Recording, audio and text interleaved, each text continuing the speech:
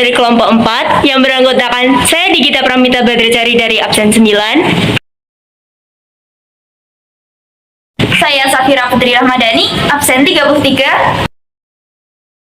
Saya Gaitsa Zulfa Hasanah, absen 15. Saya Muna Prawarti dari absen 4. Saya Muhammad Fandi Fatoni dari absen 23. Dan saya Syana Desiantri Putri Arifin, absen 35. Nah, jadi hari ini tuh kita akan melakukan reportase mengenai persoalan sampah di Yogyakarta. Hari ini kita juga akan meliput salah satu tempat yang terkena dampak dari persoalan sampah di Yogyakarta ini. Jadi, tonton video kita ya.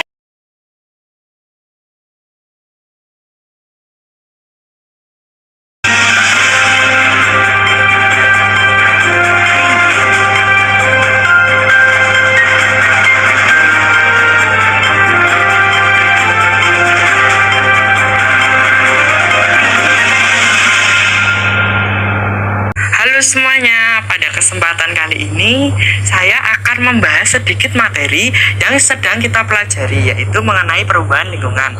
Jadi, apa sih perubahan lingkungan itu? Nah, perubahan lingkungan merupakan perubahan yang terjadi pada segala faktor biotik dan abiotik yang ada di sekitar kita. Faktor biotik adalah semua komponen makhluk hidup yang ada di sekitar kita, termasuk manusia.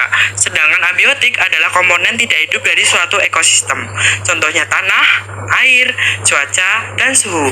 Perubahan lingkungan dapat disebabkan oleh faktor alam seperti gunung meletus dan gempa bumi, serta oleh aktivitas manusia seperti penebangan hutan dan pencemaran lingkungan. Salah satu perubahan lingkungan yaitu akibat adanya sampah, baik itu sampah organik maupun sampah anorganik. Sampah merupakan suatu benda yang tidak digunakan lagi atau benda yang dibuang oleh manusia sebagai penggunanya setelah berakhirnya suatu proses. Sampah merupakan musuh bagi lingkungan karena mampu menimbulkan dan mencemari lingkungan. Pada kesempatan kali ini kami akan membahas mengenai perubahan lingkungan yang terjadi di kota Yogyakarta, yaitu dampak negatif akibat penutupan TPA Piungan dan dampak positif dari gerakan Zero Sampah Anorganik yang mendorong bertambahnya bank sampah di kota Yogyakarta.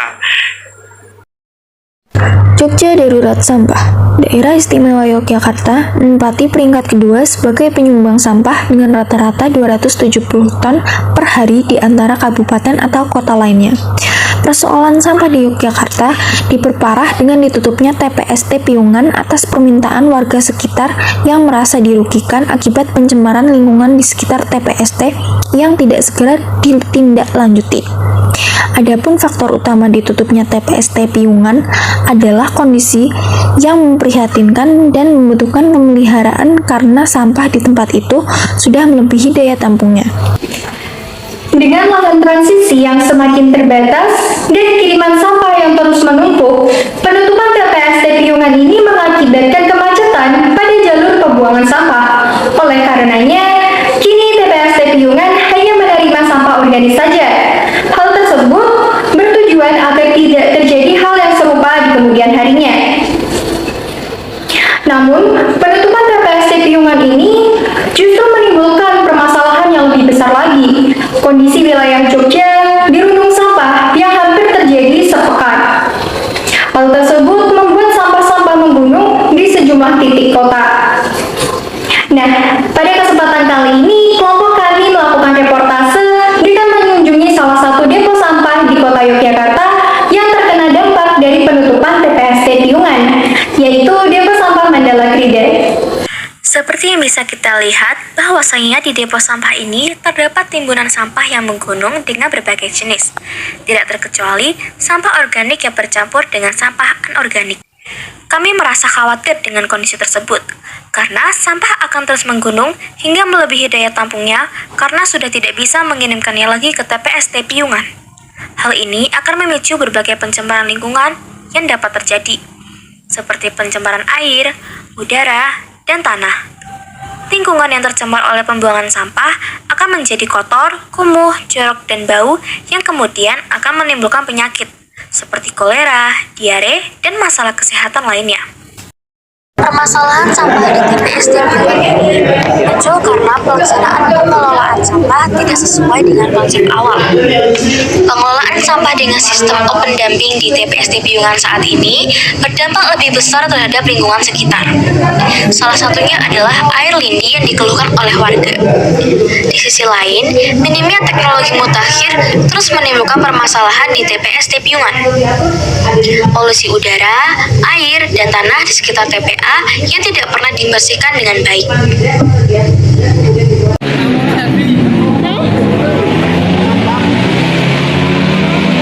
Timbunan sampah di depo sampah Mandala Krida ini menimbulkan bau yang tidak sedap di sekitarnya.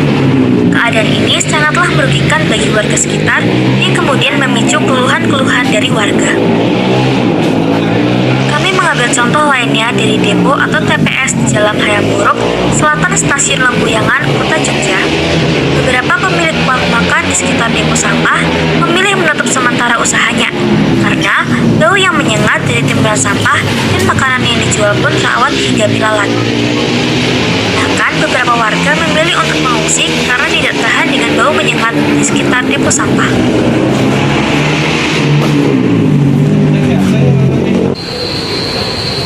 Melihat kondisi lingkungan kota Yogyakarta yang semakin memprihatinkan karena persoalan sampah yang tidak kunjung selesai, Pemda Kota Yogyakarta menggulirkan gerakan Zero Sampah Anorganik dengan tujuan mengurangi volume sampah.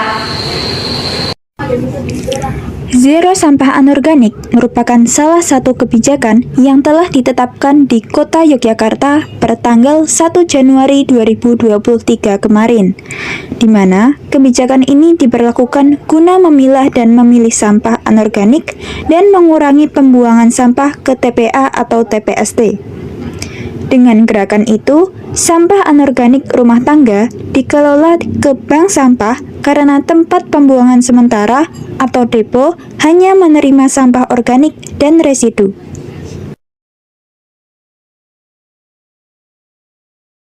Gerakan Zero Sampah Anorganik mendorong bertambahnya bank sampah di Yogyakarta. Kini, total bank sampah di Yogyakarta ada sekitar 576. Sebagian besar bank sampah di kota Yogyakarta berbasis RW maupun RT. Sebelum gerakan Zero Sampah Anorganik berlaku, volume sampah dari kota Yogyakarta yang dibawa ke TPA Piungan mencapai sekitar 260 ton per hari. Kepala Dinas Lingkungan Hidup Kota Yogyakarta Sugeng Darmanto menyebut, sudah mulai ada penurunan volume sampah berkisar 15 ton per harinya. Sampah yang berkurang itu kebanyakan adalah jenis sampah anorganik. Hal tersebut karena sudah banyak sampah anorganik yang dikelola di wilayah melalui bank-bank sampah. Pemkot Yogyakarta mengutamakan bank sampah dalam pengelolaan sampah karena kehadirannya tidak sekadar pengelolaan persampahan, namun ada ruang interaksi sosial masyarakat yang lebih kuat saat berkegiatan bank sampah-sampah yang dapat meningkatkan ketahanan sosial masyarakat. Bagi lingkungan dan masyarakat sendiri, gerakan Zero Sampah Anorganik dan bank sampah memiliki peranan yang penting dan memberikan beberapa dampak atau pengaruh positif yang saling berkaitan erat, yaitu antara lain: 1. Menyadarkan masyarakat akan pentingnya kebersihan.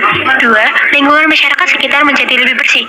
3. Meningkatkan nilai ekonomi sampah, terutama sampah anorganik yang telah dibuang. 4. Meningkatkan ekonomi masyarakat. 5. Meningkatnya daya kreativitas masyarakat akan pengelolaan sampah. Dan yang terakhir, mengurangi dampak negatif yang ditimbulkan oleh sampah, terutama sampah anorganik.